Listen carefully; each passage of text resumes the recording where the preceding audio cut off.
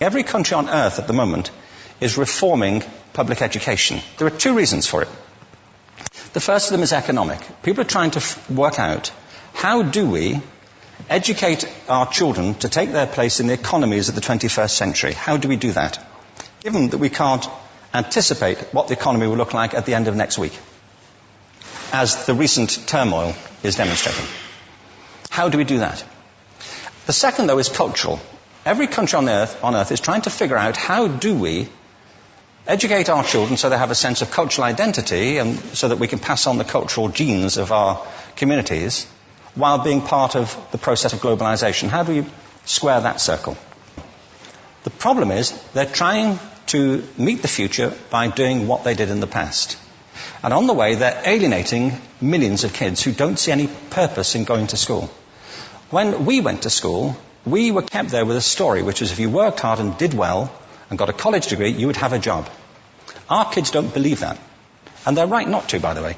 You're better having a degree than not, but it's not a guarantee anymore. And particularly not if the route to it marginalizes most of the things that you think are important about yourself. Some people say we have to raise standards as if this is a breakthrough. You know, like, really, yes, we should. Why would you lower them? You know, I mean, I haven't come across an argument that persuades me of lowering them. But raising them, of course we should raise them. The problem is that the current system of education was designed and conceived and structured for a different age. It was conceived in the intellectual culture of the Enlightenment and in the economic circumstances of the Industrial Revolution. Before the middle of the 19th century, there were no systems of public education. Not really. I mean, you could get educated by Jesuits, you know, if you had the money. But public education, paid for from taxation, compulsory to everybody and free at the point of delivery, that was a revolutionary idea. And many people objected to it. They said it's not possible for many street kids, working class children, to benefit from public education. They're incapable of learning to read and write, and why are we spending time on this? So there's also built into it a whole series of assumptions about social structure and capacity. It was driven by an economic imperative of the time, but running right through it was an intellectual model of the mind, which was essentially the Enlightenment view of intelligence. That real intelligence consists in the capacity for a certain type of deductive reasoning and a knowledge of the classics originally, what we come to think of as academic ability. And this is deep in the gene pool of public education, that there are really two types of people, academic and non-academic, smart people and non-smart people. And the consequence of that is that many brilliant people think they're not, because they've been judged against this particular view of the mind. So we have twin pillars, economic and intellectual. And my view is that this model has caused chaos in many people's lives. It's been great for some. There have been people who have benefited wonderfully from it. But most people have not. Instead, they suffer this. This is the modern epidemic, and it's as misplaced and it's as fictitious. This is the plague of ADHD. Now, this is a map of the incidence of ADHD in America, or prescriptions for ADHD. Don't mistake me here. I don't mean to say there is no such thing as attention deficit disorder. I'm not qualified to say if there is such a thing. I know that a great majority of psychologists and paediatricians think there is such a thing. But it's still a matter of debate. What I do know for a fact is it's not an epidemic. These kids are being medicated as routinely as we had our tonsils taken out. And on the same whimsical basis, and for the same reason, medical fashion. Our children are living in the most intensely stimulating period in the history of the earth. They're being besieged with information and calls for their attention from every platform, computers, from iPhones, from advertising holdings, from hundreds of television channels.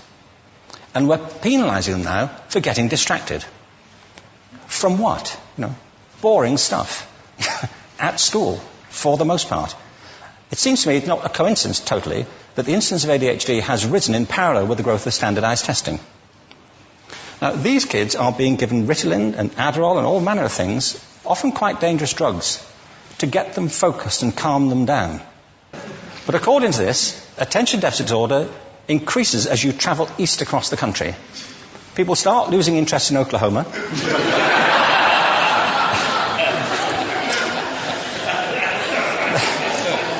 They can hardly think straight in Arkansas.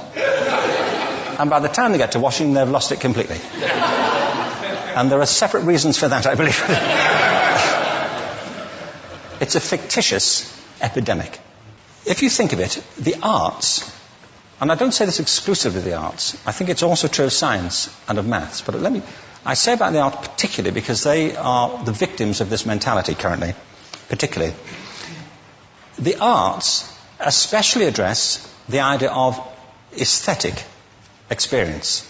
An aesthetic experience is one in which your senses are operating at their peak, when you're present in the current moment, when you're resonating with the excitement of this thing that you're experiencing, when you are fully alive. An anesthetic is when you shut your senses off and deaden yourself to what's happening. And a lot of these drugs are that.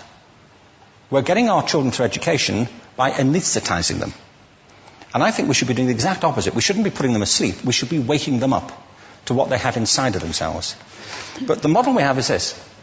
I believe we have a system of education that is modeled on the interests of industrialism and in the image of it. I'll give you a couple of examples. Schools are still pretty much organized on factory lines, ringing bells, separate facilities, specialized into separate subjects. We still educate children by batches. We put them through the system by age group. Why do we do that? Why is there this assumption that the most important thing kids have in common is how old they are? It's like the most important thing about them is their date of manufacture. You know what I mean? Well, I know kids who are much better than other kids at the same age in different disciplines, or at different times of the day, or better in smaller groups than in large groups, or sometimes they want to be on their own. If you're interested in the model of learning, you don't start from this production line mentality. It's essentially about conformity, and increasingly it's about that as you look at the growth of standardized testing and standardized curricula. And it's about standardization. I believe we've got to go in the exact opposite direction. That's what I mean about changing the paradigm. There was a great study done recently of divergent thinking. It was published a couple of years ago. Divergent thinking isn't the same thing as creativity. I define creativity as the process of having original ideas that have value. Divergent thinking isn't a synonym, but it's an essential capacity for creativity. It's the ability to see lots of possible answers to a question, lots of possible ways of interpreting a question, to think what Edward de Bono would probably call laterally, to think not just in linear or convergent ways, to see multiple answers, not one. So, there are tests for this. One kind of cod example would be, people might be asked to say, how many uses can you think of for a paperclip? One of those routine questions.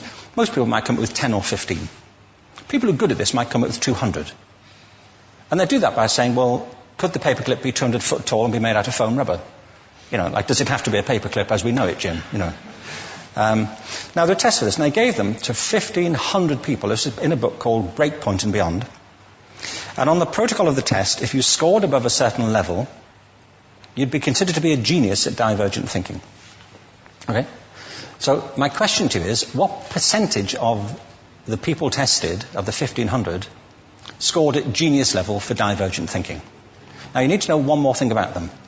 These were kindergarten children. So what do you think? What percentage at genius level? 80. 80, okay. 98%. Now, the thing about this was it was a longitudinal study. So they retested the same children 5 years later, ages of 8 to 10. What do you think? 50? They retested them again 5 years later, ages 13 to 15. You can see a trend here, can't you?